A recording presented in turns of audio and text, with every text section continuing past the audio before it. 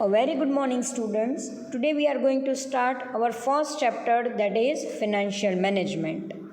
Okay, now in a previous session we had an idea of what is finance and what is financial management. Let's continue with the introduction part. Financial management, that is a totally old concept in the market. Financial management એવું નથી કે last એરામાં જ એ અત્યારે માર્કેટમાં applicable છે, but જે purpose છે financial મેનેજમેન્ટનો એ year by year or decade by decade change થાય છે. આપણે થોડુંક હિસ્ટ્રી ઉપર ફોકસ કરીએ. Then before 1950 there was a narrow concept of financial management. The work of financial manager is only raising of finance. ખાલી ફિનાન્સને rays કરવાનું કામ financial મેનેજરનું હતું 1950 પહેલાં. ઓર્ગેનાઇઝેશનમાં ફિનાન્સની નીડ શોર્ટ ટર્મ માટે છે કે લોંગ ટર્મ માટે છે એની ઉપર કોઈ ફોકસ કરવામાં આવતું નહોતું, બટ ખાલી એક જ પર્પસ હતો, that is we required a finance, then financial manager is going to raise the external finance from the market. Before 1950 they are not going to analyze the internal source, but they are going to raise their finance from the external source only. તો આ જે narrow concept છે આ લિમિટેશન્સને overcome કરેલી છે, that is in a modern view. 1950 પછી financial મેનેજરનું ફિનાન્સને manage કરવા માટેનું 3 ટાસ્ક હતું ઓર 3 ટાસ્ક છે. The first task, that is raising the finance. The second one, that is the management of raised fund. And the third one, that is utilization of fund in a proper manner. Okay, then make my words.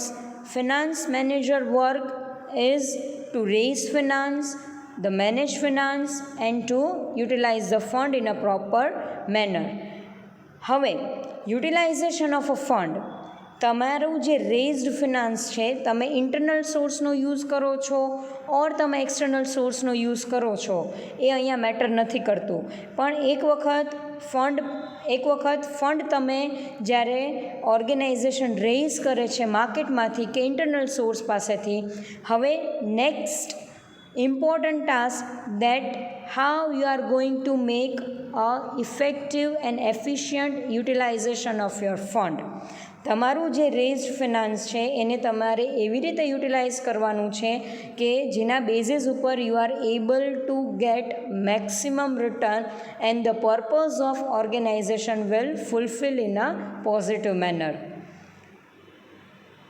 Third ટાસ્કની આપણે અહીંયા વાત કરીએ, that is the management of fund. અહીંયા એક આપણે વસ્તુ યાદ રાખશો કે તમે જ્યારે ફંડને રેઇઝ કરો છો અને જ્યારે તમે ફંડને યુટિલાઇઝ કરો છો તો આ ઇમિડિયેટલી થશે નહીં. It will take a lot of time.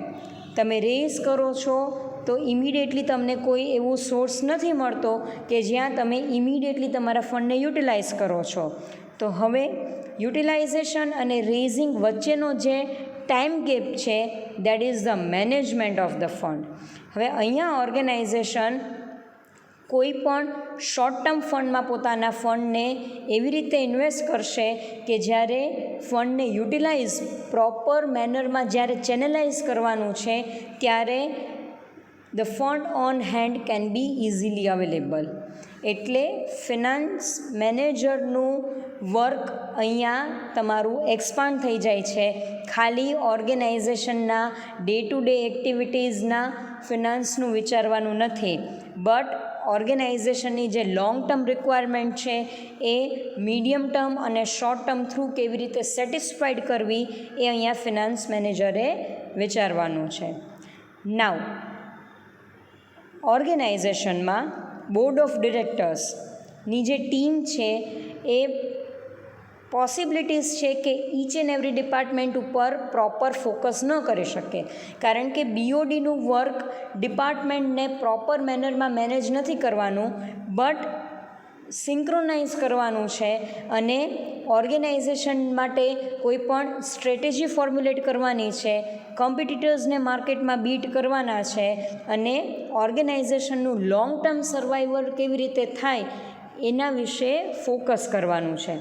ઘણી બધી વખત એવું થાય છે કે જે આપણા ડિફરન્ટ ડિપાર્ટમેન્ટ્સ છે that is production department, financial department, marketing department, human resource department, accounting department and R&D that is research and development department. તો આ બધા ડિપાર્ટમેન્ટ પ્રોપર મેનરમાં સિંક્રોનાઇઝ થાય એ વર્ક છે BODનું.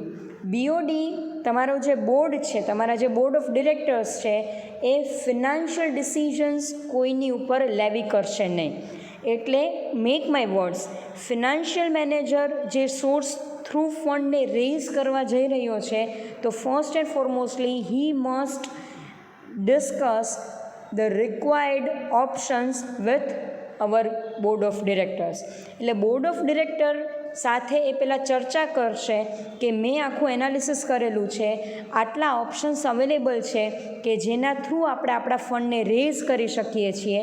તો એ ઓપ્શનનું જ્યારે સિલેક્શન કરવાનો જ્યારે ટાઈમ આવશે ત્યારે BOD એ ઓપ્શનને સિલેક્ટ કરશે. ફિનાન્શિયલ મેનેજરનું અહીંયા એક જ ટાસ્ક છે that is the rational analysis of each and every options available for the raising of the fund and for the utilization of the fund in a proper manner. Financial function છે એ directly તમારા બોર્ડને relate કરે છે. Suppose in a next financial year board of director કોઈ ઓર્ગેનાઇઝેશનના એક્સપાન્શનનું વિચારે છે તો એ point અત્યારે એણે પોતાના ફિનાન્શિયલ મેનેજર સાથે ડિસ્કસ કરવો પડશે કે નેક્સ્ટ યર જો આપણે આપણી ઓર્ગેનાઇઝેશનને એક્સપાન્ડ કરીએ ઓર એને ઇનોવેટ કરીએ ઓર આપણે કોઈ નવી બ્રાન્ચીસ ઓપન કરીએ or we are going to introduce any other product line, તો આપણને આપણી પાસે કયા એવા સોર્સિસ અવેલેબલ છે જેના થ્રુ આપણે ફંડને રેઝ કરી શકીએ છીએ. એટલે તમારા જે ઓનર છે, તમારી જે ઓર્ગેનાઇઝેશનના ચેરપર્સન છે એ ચેરપર્સન અને તમારા ફિનાન્શિયલ મેનેજર એકબીજાની સાથે ડાયરેક્ટ લિંકઅપ કરે છે કે જે બીજા ડિપાર્ટમેન્ટમાં પોસિબલ નથી. બોર્ડ ઓફ ડિરેક્ટર એક ફિનાન્સ ડિપાર્ટમેન્ટ છે એની ઉપર મેક્સિમમ ફોકસ કરે છે કારણ કે ઓર્ગેનાઇઝેશનનું ફિનાન્સ ડિપાર્ટમેન્ટ જો સ્ટ્રોંગ હશે તો ઓટોમેટિકલી બીજા બધા ડિપાર્ટમેન્ટ સ્મૂધલી વર્ક કરી શકશે. Means finance department is a core department of any organization. જો ફિનાન્શિયલ ડિપાર્ટમેન્ટ તમારું સ્મૂધલી રન કરતું હશે તો ડેફિનેટલી માર્કેટિંગ, HR, પ્રોડક્શન અને R&D ડિપાર્ટમેન્ટમાં એટલા બધા મેજર ઇશ્યુઝ ક્રિએટ થશે નહીં. While other functions of management can be and frequently are delegated to other persons, but the power to take financial decision is always reserved for the top management only. એટલે financial મેનેજરને financial ડિપાર્ટમેન્ટને run કરવાનું પૂરી authority છે, but ઓર્ગેનાઇઝેશનના કોઈ પણ financial decision જ્યારે લેવાના થશે ત્યારે he must contact the BOD first. BOD જો એને પ્રાયર અપ્રુવલ આપે છે then and then he is able to take numbers of decision in a proper manner. Okay, હવે ફિનાન્શિયલ મેનેજરના વર્ક વિશે થોડીક આપણે વાત કરીએ. Then the work of financial manager is raising, managing and utilization of fund in a proper manner. But other than this work, he is going to check that the fund which is raised, it must be with a proper amount in a right time and with a proper source. એટલે જે તમારું ફંડને તમે rays કરો છો એ રેઝિંગની જે amount છે, fund રેઝિંગની amount છે, that amount must be in a proper manner. ઓર્ગેનાઇઝેશનમાં જેટલા ફંડની રિક્વાયરમેન્ટ છે એટલા ફંડને જ આપણે રેઝ કરશું. એક્સેસ કે રિક્વાયરમેન્ટ કરતાં ઓછા ફંડને જો આપણે રેઝ કરશું તો ડેફિનેટલી ફંડનો પ્રોપર મેનરમાં યુટિલાઇઝેશન થશે નહીં. The second one, that is right time. Finance must be raised at a proper time. જ્યારે ઓર્ગેનાઇઝેશનમાં રિક્વાયરમેન્ટ છે એટ અ ટાઈમ આપણે માર્કેટમાં ફંડ રેઝ કરવા જશું તો when it is chances that we are losing our time. આપણે જે ટાઈમ છે that is the raising and investment time એ આપણે લૂઝ કરી શકીએ છીએ.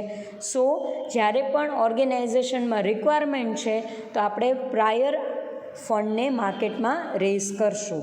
And the last one, that it must be raised with a proper source. હવે sources of raising the fund, that is divided into two parts. The first one, that is internal source, and second one, that is external source.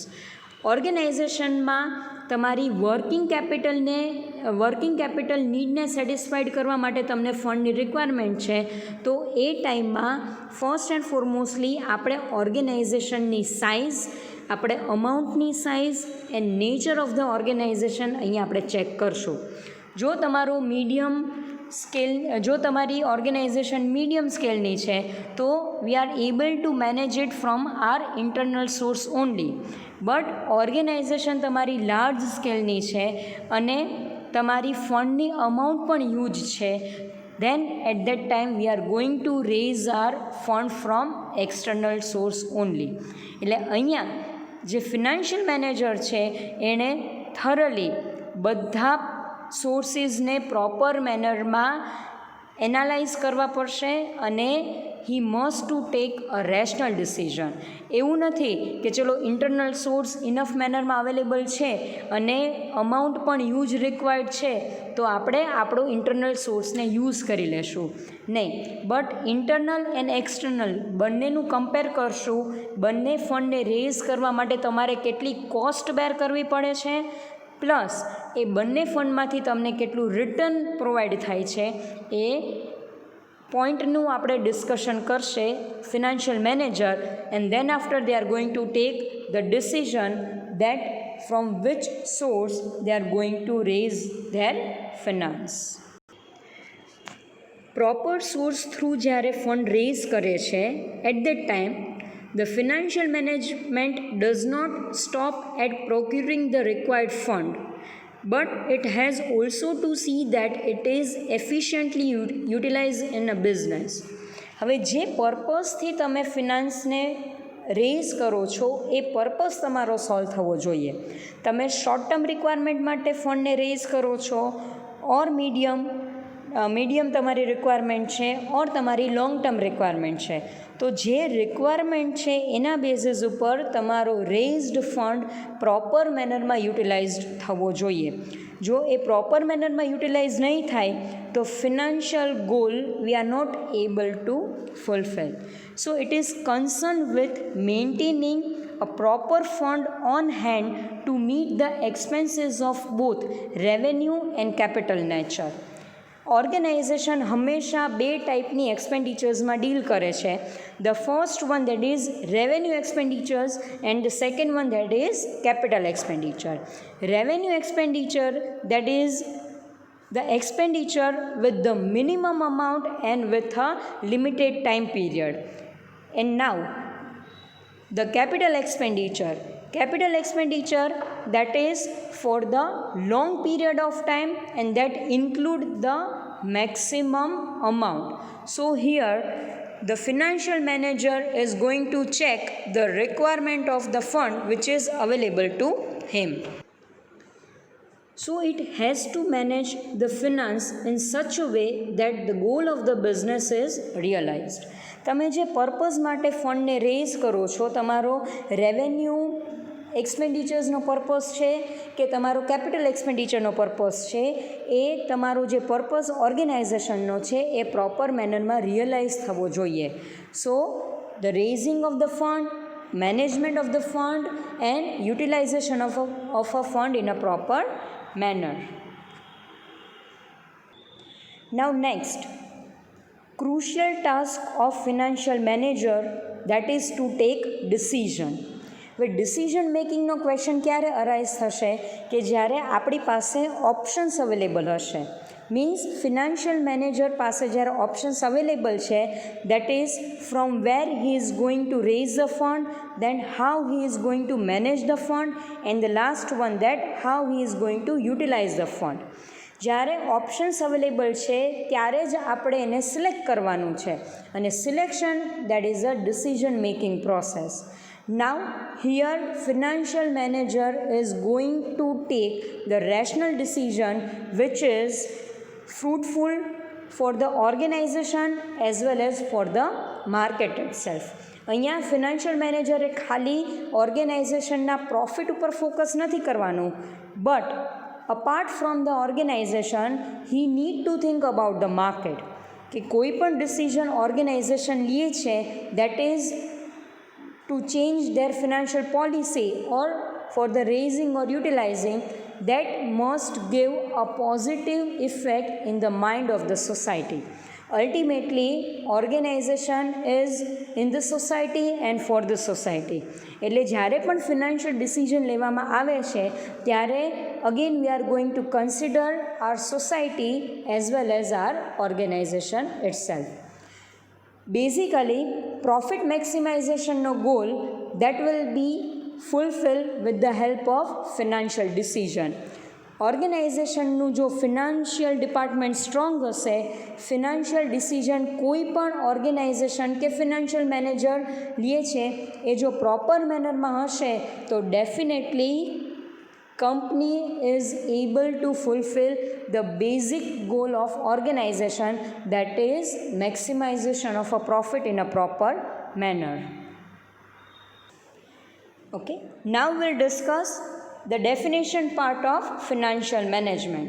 Here it is given that financial management means to acquire the financial fund to make a proper utilization of it and to make a proper arrangement for its distribution. Now we need to think about the distribution of raised fund. હવે જે organisation માર્કેટમાં fund raise કરે છે એનું distribution proper મેનરમાં થવું જોઈએ, or we can say that the profit which is there with the organisation must be utilised in a proper manner. Organisation always પોતાના પ્રોફિટને 2 પાર્ટમાં ડિવાઈડ કરે છે. The first one that is retained earning and the second one that is dividend distribution. Organisation જ્યારે પોતાના જ પ્રોફિટનો ઓર્ગેનાઇઝેશનમાં યુઝ કરે છે that process will be known as retained earning or ploughing back of profit. And the second one, when organization is going to distribute their profit by way of dividend to their shareholders, that will be known as dividend distribution. So again here financial manager is going to focus about the proper arrangement of its distribution of a fund in a proper manner with a proper amount and to the proper parties. That's all about today's session. Hope you all get it. Okay, thank you so much.